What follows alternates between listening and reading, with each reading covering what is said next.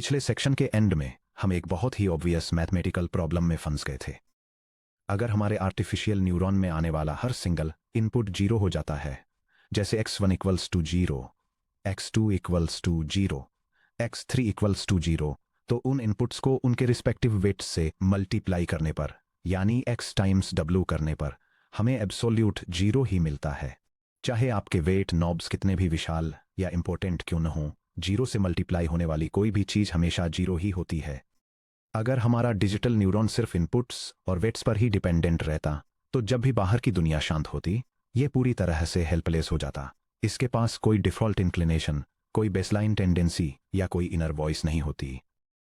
ये पूरी तरह से इनकमिंग सिग्नल्स के रहमो करम पर होता और अपनी डिफ़ॉल्ट प्रेफरेंस एक्सप्रेस नहीं कर पाता।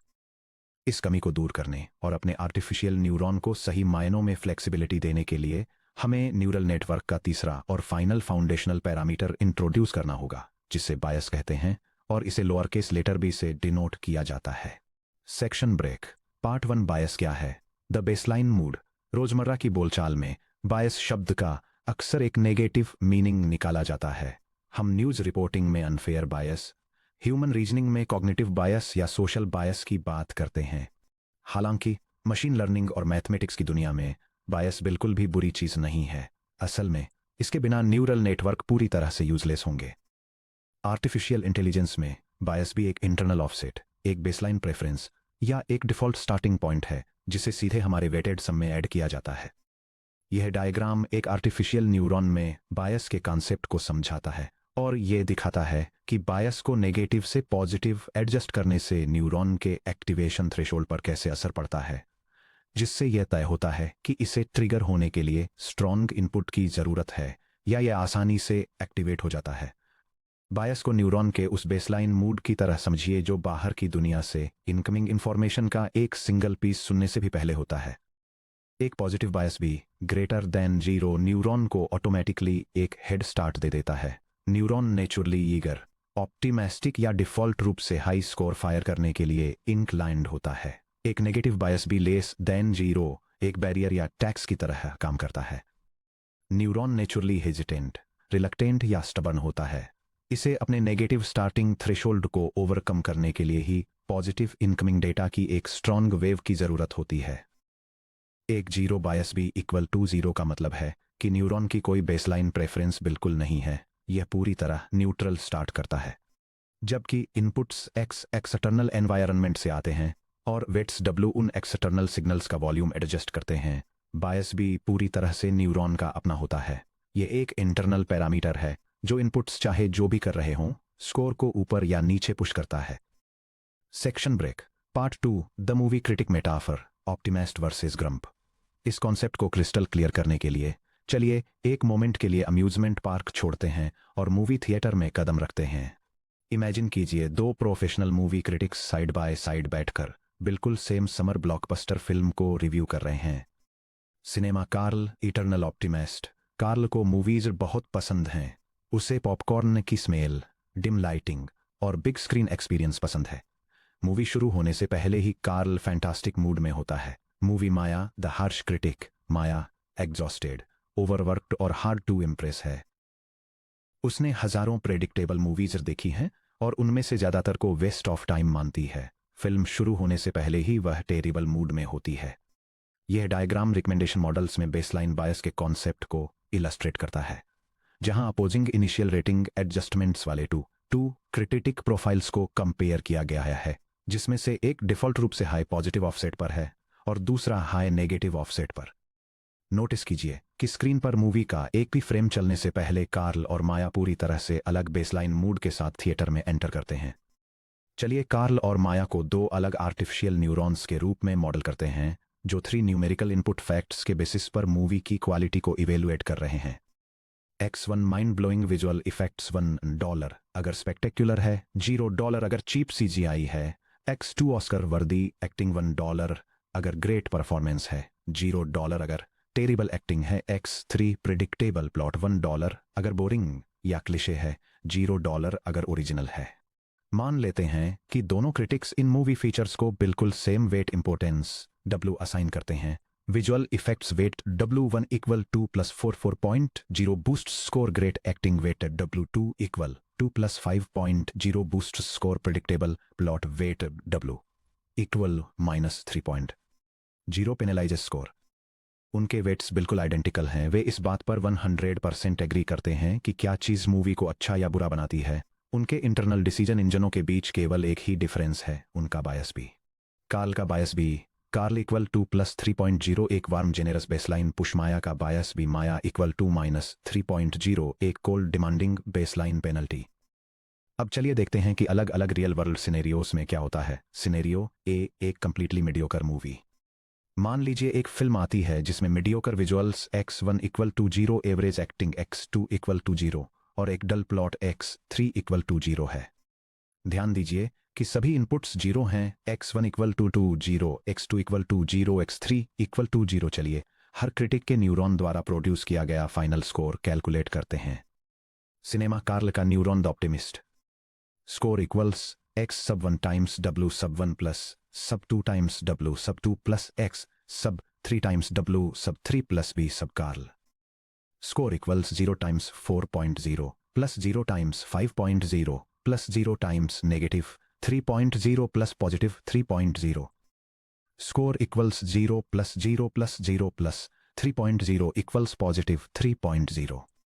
भले ही मूवी ने कार्ल को इम्प्रेस होने की 0 वजहें दी, लेकिन उसके पॉजिटिव बायस भी इक्वल 2 प्लस 3.0 ने फिल्म को प्लस 3.0 की एक डिसेंट रेटिंग दी। कार्ल थिएटर से ये कहते हुए निकलता है ये कुछ खास नहीं था, लेकिन मुझे अच्छा लगा।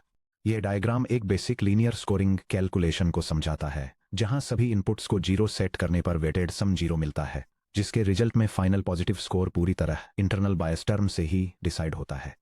मूवी माया का न्यूरॉन द ग्रम्प। अब चलिए इसी सेम मीडियोकर फिल्म के लिए माया का स्कोर कैलकुलेट करते हैं। Score equals x sub 1 times w sub 1 plus x sub 2 times w sub 2 2 x sub 3 times w sub 3 plus b sub Maya. Score equals 0 times 4.0 plus 0 times 5.0 plus 0 times negative 3.0 plus negative 3.0। Score equals 0 plus 0 plus 0 minus 3.0 equals negative 3.0। Maya उसी same movie को minus 3.0 का एक कठोर score देती है। वह theatre से ये शिकायत करते हुए निकलती है, कितनी बोरिंग मूवी है, मेरी दोपहर का पूरा वेस्ट। यह कैलकुलेशन ब्रेकडाउन एक स्कोर इवैल्यूएशन को दिखाता है, जहां सारे इनपुट फीचर्स 0 पर सेट हैं। 0 इनपुट्स को उनके रिस्पेक्टिव वेट्स से मल्टीप्लाई करने पर रिजल्ट 0 ही आता है, जिससे सिर्फ एक नेगेटिव इंटरनल बायस बचता है और फाइनली एक नेगेटिव स्कोर मिलता है। क्या आप बायस पैरामीटर की पावर देख पा रहे हैं? जब एक्सटर्नल इनपुट्स शांत या 0 होते हैं तो बायस ये गारंटी देता है कि न्यूरॉन 0 पर अटका न रहे। ये कार्ल को एक ऑप्टिमिस्ट और माया को एक स्केप्टिक बने रहने की अनुमति देता है। Section break. Scenario B, great visual effects के साथ एक एवरेज मूवी। अब चलिए इनपुट्स बदलते हैं। इमेजिन कीजिए एक ऐसी मूवी आती है जिसमें इनक्रेडिबल CGI विजुअल्स हैं, x1 इक्वल टू 1, लेकिन मीडियोकर एक्टिंग है, x2 इक्वल टू 0 और एक बोरिंग प्लॉट है, x3 इक्वल टू 0। चलिए वेटेड विजुअल कंट्रीब्यूशन कंप्यूट करते हैं। Visual contribution equals x sub 1 times w sub 1 1 equals 1 times 4.0 equals positive 4.0। अब चलिए इस मिक्स में हर क्रिटिक का यूनिक बायस ऐड करते हैं। कार्ल का score equals weighted sum of inputs plus b sub Carl. Score equals positive 4.0 plus positive 3.0 equals positive 7.0। Carl बहुत खुश है। डिसेंट CGI प्लस 4.0 और उसके नेचुरली चीयरी डिस्पोजिशन प्लस 3.0 का कॉम्बिनेशन उसके स्कोर को बढ़ाकर रोरिंग प्लस 7.0 पर ले जाता है। वह सबको टिकट खरीदने जाने के लिए कहता है। माया का score equals weighted sum of inputs plus b sub माया।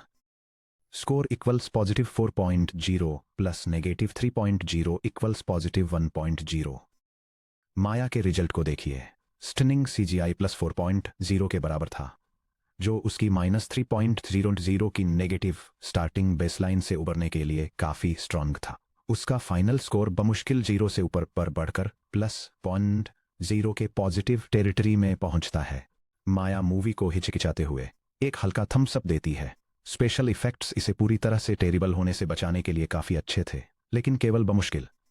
यह table 2 sample movie critics Carl और माया का यूज करके ये इलस्ट्रेट करती है कैसे डिफरेंट बायस वैल्यूज इवैल्यूएशन स्कोर्स को अफेक्ट करती हैं। ये 3 मूवी इनपुट सिनेरियोज में उनकी न्यूमेरिकल रेटिंग्स और इमोशनल रिएक्शंस को कंपेयर करती है। बेसलाइन 0 इनपुट, सिर्फ पॉजिटिव विजुअल इफेक्ट्स और सिर्फ टेरिबल प्लॉट, जो यह डेमोन्स्ट्रेट करता है कि कैसे एक पॉजिटिव या नेगेटिव बायस फाइनल आउटपुट स्कोर को शिफ्ट करता है। यह कंपैरिजन आर्टिफिशियल इंटेलिजेंस में बायस के फंडामेंटल रोल को हाईलाइट करता है। वेट्स W ये कंट्रोल करते हैं कि न्यूरॉन स्पेसिफिक इनपुट्स में चेंजेस कितनी या सेंसिटिव है, जबकि बायस B ये कंट्रोल करता है कि न्यूरॉन का ओवरऑल डिसीजन थ्रेशोल्ड कहाँ बैठता है। Part 3 solving the zero input dilemma. अब जब हमने देख लिया है कि ह्यूमन लाइक डिसीजन मेकिंग में बायस कैसे काम करता है, तो चलिए सेक्शन 2.2 में सामने आए मैथमेटिकल डिलेमा को फिर से देखते हैं। Real world artificial intelligence models के लिए जीरो इनपुट्स को हैंडल करने की एबिलिटी इतनी क्रिटिकल क्यों है? कुछ प्रैक्टिकल कंप्यूटर विजन और डेटा साइंस सिनेरियोज पर विचार कीजिए। Number 1 digital image processing. एक डिजिटल इमेज में पिक्सेल ब्राइटनेस को अक्सर 0 यानी प्योर पिच ब्लैक से लेकर 255 यानी प्योर ब्राइट व्हाइट तक के नंबरों से रिप्रेजेंट किया जाता है। एक ऐसे न्यूरल नेटवर्क की कल्पना कीजिए जिसे रात में ऑब्जेक्ट्स डिटेक्ट करने के लिए डिजाइन किया गया है। अगर किसी इनकमिंग इमेज में पिच ब्लैक पिक्सल्स का एक बड़ा पैच है x = 0, तो बायस पैरामीटर के बिना एक न्यूरॉन 0 टाइम्स W2 0 आउटपुट देगा। यह पूरी तरह से ब्लाइंड होगा। एक बायस टर्म B जोड़कर न्यूरॉन यह कह सकता है, भले ही ये पिक्सल्स पिच ब्लैक हैं, x = 0। मेरा सीखा हुआ बेसलाइन बायस B मुझे बताता है कि नाइट टाइम फोटोज में डार्क रीजन्स अक्सर शेडोज की तरफ इशारा करते हैं, इसलिए मुझे अभी भी एक non zero prediction signal output देना चाहिए। यह कॉन्सेप्चुअल डायग्राम न्यूरल नेटवर्क्स में बायस का फंडामेंटल रोल दिखाता है, जिससे पता चलता है कि एक बायस वैल्यू ऐड करने से आर्टिफिशियल न्यूरॉन पूरी तरह ब्लैक या जीरो वैल्यू वाले इनपुट पिक्सल्स को प्रोसेस करते समय भी एक एक्टिव आउटपुट सिग्नल मेंटेन रख सकता है और लर्निंग कंटिन्यू कर सकता है। Number 2 medical diagnostics. कल्पना कीजिए कि एक AI एक रेयर हार्ट कंडीशन के रिस्क को प्रेडिक्ट करने के लिए पेशेंट के लैब रिजल्ट्स को एनालाइज कर रहा है। मान लीजिए कि कोई पेशेंट हर कॉमन सिम्पटम के लिए नेगेटिव टेस्ट होता है। No high blood pressure x1 = 0, no chest pain x2 = 0, no elevated cholesterol x3 = 0। अगर न्यूरॉन में बायस टर्म नहीं होता तो उसका आउटपुट स्कोर 0 होने के लिए मजबूर हो जाता। हालांकि मेडिकल स्टैटिस्टिक्स दिखाते हैं कि जिन लोगों में कोई एक्सटर्नल सिम्पटम्स नहीं होते, उनमें भी जनरल पॉपुलेशन एवरेजेस की वजह से हार्ट कंडीशंस डेवलप होने का एक छोटा बेसलाइन रिस्क, मान लीजिए 0.5%, फिर भी होता है। एक नेगेटिव या थोड़ा एडजस्टेड बायस टर्म नेटवर्क को इस अंडरलाइंग बेसलाइन रिस्क को एक्यूरेटली रिप्रेजेंट करने की अनुमति देता है, न कि गलत तरीके से ये मान लेने की कि जीरो सिम्पटम्स का मतलब एब्सोल्यूट मैथमेटिकल जीरो रिस्क है। Part 4 returning to our weekend decision engine. चलिए बायस पैरामीटर को चैप्टर में पहले बताए गए हमारे अम्यूजमेंट पार्क वाले सिनेरियो में वापस लाते हैं। हमारे वीकेंड ट्रिप डिसीजन इंजन को याद कीजिए। x1 sunny weather W1 = +5.0, x2 cheap ticket W2 = +3.0, x3 best friend attending W3 = +4.0। चलिए देखते हैं कि बायस ऐड करने से हम दो पूरी तरह से अलग पर्सनालिटी टाइप्स को कैसे मॉडल कर सकते हैं, जॉर्डन द आउटडोर एडवेंचरर और सैम द अल्टीमेट होमबॉडी। ये कॉन्सेप्टुअल डायग्राम इलस्ट्रेट करता है कि 2 डिस्टिंक्ट पर्सनालिटी टाइप्स को रिप्रेजेंट करने के लिए एक सिंपल डिसीजन मेकिंग मॉडल में वेट्स और बायसेस कैसे असाइन किए जाते हैं। यह डिमॉन्स्ट्रेट करता है कि कैसे एक्सटर्नल कंडीशंस के लिए identical positive weights eagerness versus resistance को मॉडल करने के लिए कॉन्ट्रास्टिंग बेसलाइन बायस वैल्यूज के साथ इंटरेक्ट करते हैं। ऊपर दी गई टेबल को ध्यान से देखिए। जॉर्डन और सैम के वेट्स W1, W2, W3 बिल्कुल सेम हैं। वे सनशाइन टिकट प्राइस और फ्रेंडशिप को बिल्कुल सेम प्रपोर्शन में वैल्यू देते हैं। सिर्फ एक ही डिफरेंस है, उनका इंटरनल बेसलाइन बायस बिरेन आउट सेटर रे कैलकुलेट करते हैं। x1 = 0, x2 = 1, x3 = 0। मान लीजिए बाहर बारिश हो रही है। x1 = 0 टिकट चीप है, x2 = 1 लेकिन उनका बेस्ट फ्रेंड घर पर ही रुक रहा है, x3 = 0। चलिए जॉर्डन का टोटल स्कोर कंप्यूट करते हैं। Jordan score equals x sub 1 times w sub 1 plus x sub 2 times w sub 2 plus x sub 3 times w sub 3 plus b sub Jordan. Jordan's score equals 0 times 5.0 plus 1 times 3.0 plus 0 times 4.0 plus positive 6.0. Jordan's score equals 0 plus 3.0 plus 0 plus 6.0 equals positive 9.0. Jordan का high positive बायस भी equals plus 6.0 score को plus 9.0 तो ऊपर ले जाता है। Jordan rain jacket पहनता है और फिर भी बाहर निकल जाता है। अब उसी सेम सैटरडे के लिए सैम का टोटल स्कोर कंप्यूट करते हैं। Sam score equals x sub 1 times w sub 1 plus sub 2 times w sub 2 plus x sub 3 times w sub 3 plus b sub Sam. Sam's score equals 0 times 5.0 1 times 3.0 plus 0 times 4.0 plus negative 8.0. Sam's score equals 0 plus 3.0 plus 0 minus 8.0 equals negative 5.0. Sam का heavy negative बायस भी equals minus 8.0 score को minus 5.0 तक नीचे खींच लेता है। एक cheap ticket plus 3.0 Sam के अंदर रहने की बेसलाइन डिजायर को ओवरकम करने के लिए काफ़ी नहीं है। सैम सोफे पर आराम से रुकता है। यह डायग्राम इलस्ट्रेट करता है कि कैसे एक बायस वैल्यू को एडजस्ट करने से मशीन लर्निंग मॉडल में डिसीजन थ्रेशोल्ड शिफ्ट होता है, जिसमें एक नेगेटिव बायस जो स्टे एट होम डिसीजन देता है, उसका कॉन्ट्रास्ट एक पॉजिटिव बायस के साथ दिखाया गया है जो बाहर जाने के डिसीजन को ट्रिगर करता है। बिना एक भी वेट नॉब को चेंज किए बायस को एडजस्ट करने से पूरा डिसीजन थ्रेशोल्ड न्यूमेरिक स्पेक्ट्रम में ऊपर या नीचे शिफ्ट हो जाता है। सेक्शन ब्रेक पार्ट 5 न्यूरॉन अपना बायस कैसे सीखता है। आप पूछ रहे होंगे ये बायस नंबर कहाँ से आता है। क्या कोई human engineer manually B equals plus 3.0 या बी इक्वल्स माइनस 5.0 टाइप करता है। जैसे वेट्स W होते हैं वैसे ही बायस भी ट्रेनिंग के दौरान कंप्यूटर ऑटोमेटिकली सीख लेता है। जब एक न्यूरल नेटवर्क सीखना शुरू करता है तो उसके वेट्स और बायस दोनों ही रैंडम इनिशियल वैल्यूज पर सेट होते हैं। ट्रेनिंग के दौरान नेटवर्क ट्रेनिंग डेटा को प्रोसेस करता है और गेसेस लगाता है। यह अपनी एरर कैलकुलेट करता है कि इसका गेस असलियत से कितना दूर था। दोनों पैरामीटर्स को एडजस्ट करने के लिए यह एक मैथमेटिकल ऑप्टिमाइजेशन एल्गोरिदम का यूज करता है जिसे ग्रेडियंट डिसेंट कहते हैं, जिसे हम चैप्टर 4 में डिटेल में एक्सप्लोर करेंगे। Weight adjustments delta W fine tune करते हैं कि न्यूरॉन स्पेसिफिक इनकमिंग फीचर्स पर कितना स्ट्रांगली रिएक्ट करता है। बायस एडजस्टमेंट्स डेल्टा B न्यूरॉन के ओवरऑल एक्टिवेशन थ्रेशोल्ड को फाइन ट्यून करते हैं, जिससे इसकी डिफॉल्ट स्टार्टिंग बेसलाइन ऊपर या नीचे मूव होती है। Dual tuning mechanism artificial neuron weight knobs W1, W2, W3 features के प्रति सेंसिटिविटी को ट्यून करते हैं। Bias knob B baseline threshold को ट्यून करता है। एक म्यूजिक सिंथेसाइजर या ऑडियो इक्वलाइजर सिस्टम के बारे में सोचिए। वेट्स इंडिविजुअल फ्रीक्वेंसी कंट्रोल्स जैसे काम करते हैं, जैसे बेस मिड रेंज ट्रेबल। वे एडजस्ट करते हैं कि स्पेसिफिक फ्रीक्वेंसीज को कितना बूस्ट या कट करना है। बायस मास्टर वॉल्यूम नॉब की तरह काम करता है। यह इंडिविजुअल फ्रीक्वेंसी सेटिंग्स की परवाह किए बिना पूरे ऑडियो सिग्नल को ओवरऑल ऊपर या नीचे शिफ्ट कर देता है। फीचर स्पेसिफिक वेट्स और बेसलाइन बायस दोनों को एक साथ एडजस्ट करके neural network extraordinary mathematical flexibility achieve करता है। Section break part 6 the complete recipe of an artificial neuron. अब हमने उन तीनों कोर पैरामीटर्स को अनकवर कर लिया है जो एक आर्टिफिशियल न्यूरॉन की इंटरनल मशीनरी बनाते हैं। चलिए इन्हें एक क्लियर डायग्राम में असेंबल करते हैं। न्यूरॉन के 3 इंग्रेडिएंट्स इनपुट्स X यानी रॉ फैक्ट्स और एक्सटर्नल डेटा, वेट्स W यानी इंपॉर्टेंस नोब्स और लर्न मल्टीप्लायर्स, बायस B यानी बेसलाइन नज और लर्नड ऑफसेट।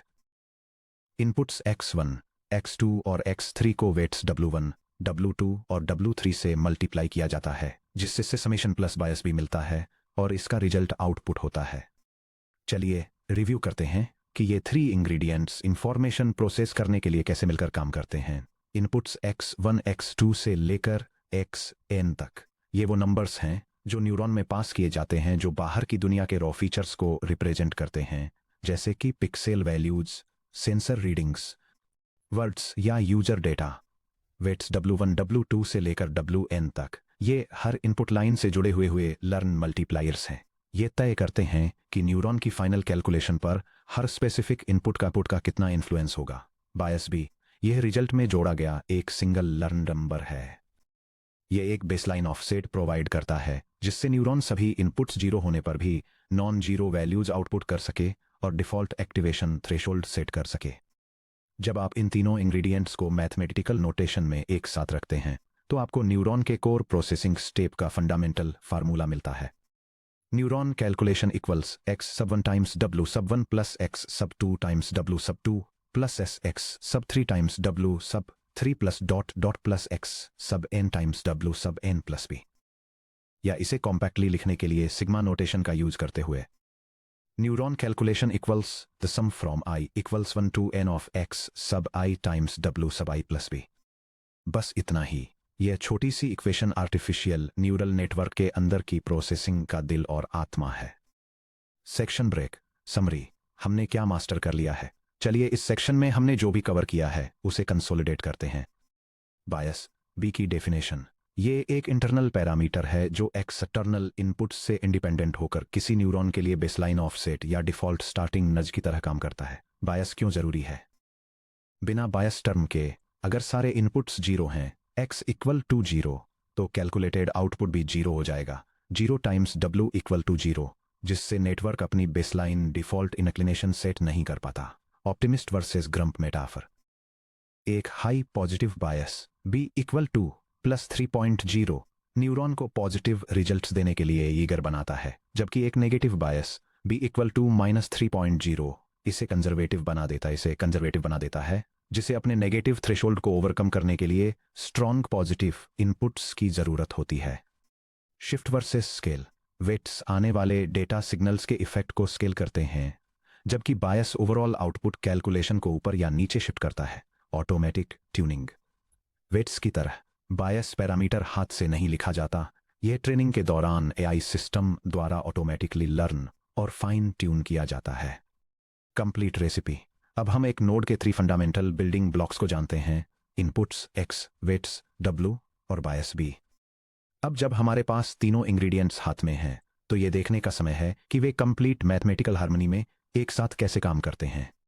पेज पलटकर 2.4 the simple maths multiply add and sum पर आएं, जहां हम स्क्रैच से कंप्लीट वर्कड आउट कैलकुलेशंस को स्टेप बाय स्टेप समझेंगे।